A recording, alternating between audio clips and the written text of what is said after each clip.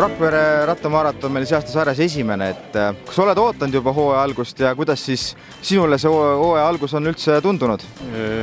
Veninud on, ikka olen ootanud ja trenni ei ole teinud, loodame parimat. Rakvere on selles mõttes uus kant, et seda maastikku ei ole veel tõukeratastel avastanud ja tänu sellele me siin ka oleme. Noh, ütleme niimoodi, et kui rattajumalad on armulised, siis sajas ikka. Kuna eelmine nädalavahetus sai Rõuges käidud, siis tuleb tõdeda, et olin veits aeglane seal ja jäin ka vihma kätte, nii et soe on nagu tehtud selle jaoks. Et ilmselt tuleb samamoodi, et saab libiseda. Esimene kord siin, et kurikuulus maraton tegelikult, et kui natukene märjem on nagu täna, siis lihtne ei saa olema, et mis sa rajalt ootad? Ma loodan, et ta on põnev ja ma loodan, et ei kuku ja ikka ilusti lõpuni.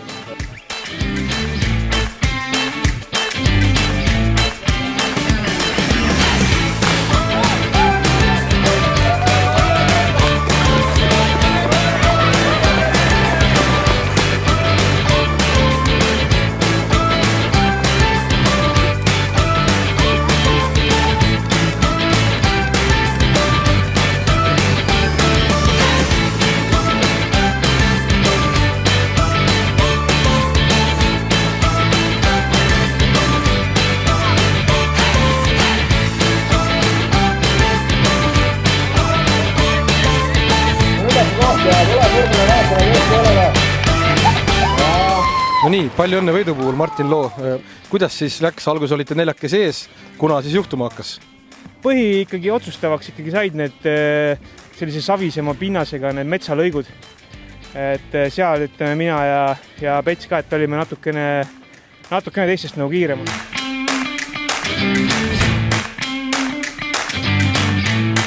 Põnevust oli küll, aga oskustele jääb alla, et ikka liiga palju mingit juurikat ja libedust ja muda ja asja, et Super, et ilm pidas, rada oli raske, nagu oodata võis ja lahe, et võitlus endaga, et ega muud siin ei ole.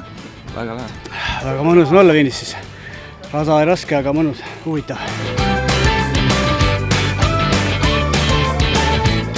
Raske oli, aga huvitav. Ei, mõnus oli. Täna võtsin siis selle julguse kokku ja leidsin selle aja, et ikka ise läbi sõita ka.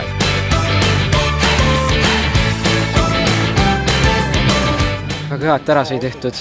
Mõtlesin küll, et täna on DNF, aga ei olnud. No esimene maha saadud, nüüd tuleb järgmist oodata. No plaan on terve see sari ikka kaasa sõita jätkuvalt.